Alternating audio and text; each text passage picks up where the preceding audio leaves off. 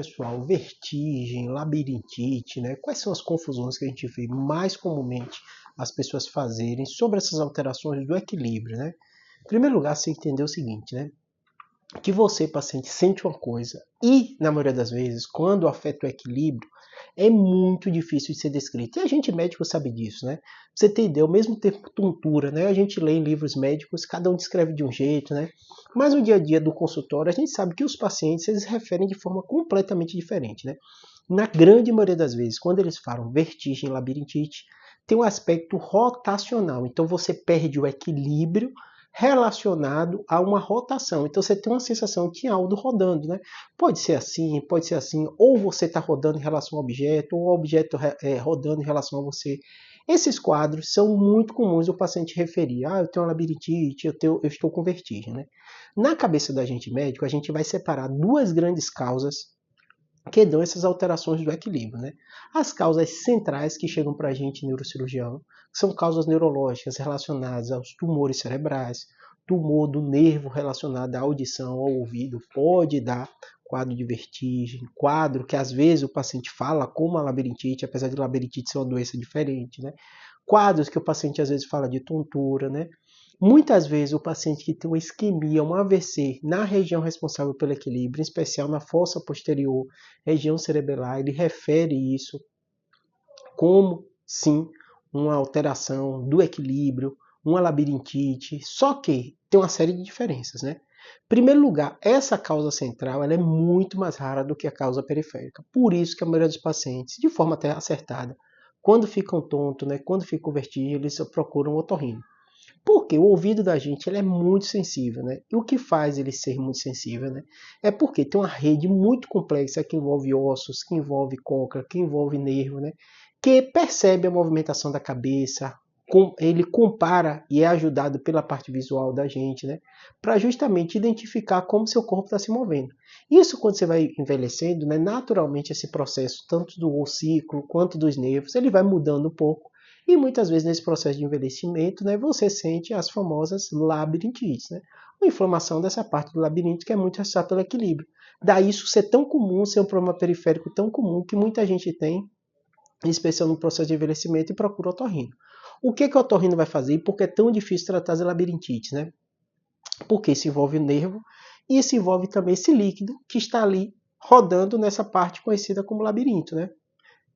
Na região da cóclea. Então o que você vai fazer neste momento, né, quando isso acontece? Né? O médico vai avaliar e ver se vai usar alguma medicação, alguma estratégia, pode ser também fisioterápica, para melhorar essa circulação e essa percepção desse líquido na cabeça. Porque nada mais é do que a labirintite, é a inflamação neste local, que você vai perder esse sentido e vai ver as coisas rodando, quando na verdade as coisas não estão rodando. Você vai sentir você rodando quando na verdade não está nada acontecendo. O problema está nessa região. E aí o que acontece? As medicações são as mais diversas, labirinto, vertix, né? Ela vai tentar atuar nessa região. Por isso que a causa mais comum é periférica. Só que o médico geralmente quando vê isso, ele vai pedir audiometria para ver se o ouvido está ok, essas regiões andam muito juntas, né? Muitas vezes ele vai pedir o exame de imagem, porque às vezes um tumor não dá para descartar só pela clínica, ele vai ver se não tem um tumor no nervo, um tumor nessa região, alguma outra alteração. Ele vai fazer todas as avaliações, as manobras para ver como o seu ouvido se comporta, né? A parte dos cristais, tudo isso, né? Uma vez diagnosticado, né? Ele vai começar o tratamento. Muitos dos pacientes, como eu falei para vocês, eles acabam encontrando causas centrais. Os tumores que aí chegam para a gente, neurocirurgião, né? Por exemplo, um tumor de nervo. O neurinoma é muito comum um paciente com neurinoma. Quando a gente avalia ele, quando a gente observa ele, a gente fazer o quê? Fazer o tratamento desse paciente com neurinoma através de uma radiocirurgia ou de uma cirurgia aberta para tirar. Claro, se ele for muito pequeno, às vezes você faz só medidas clínicas, né? O paciente que teve uma isquemia, teve um AVC, vai depender se é isquêmico, hemorrágico. Normalmente são quadros mais agudos, diferente dos tumores, diferente das labirintites. É um paciente que está bem, de repente, ele tem esse quadro de tontura, de vertigem. Geralmente vai na emergência e vai lá e encontra um AVC isquêmico, encontra um AVC hemorrágico. Aí já é outra lógica, já é outro tipo de tratamento. E esse tratamento, de maneira geral, vai envolver muitas vezes procedimentos, né? Ou evitar fatores de risco para a pessoa não ter uma nova isquemia nessa região. Existem também problemas vasculares outros, de secção, às vezes de vertebral, que o paciente sente a mesma coisa. Perceba, a grande maioria dos casos otorrinolaringológicos, né, periféricos, conduta medicamentosa, maioria das vezes o paciente vai ter um desfecho bom, não é simples de tratar, mas não vai ter nenhuma gravidade. Causas centrais, grave. Tumores, você precisa de uma abordagem mais imediata, AVC isquêmico, AVC hemorrágico, observação, tá bom? Espero que tenha ajudado.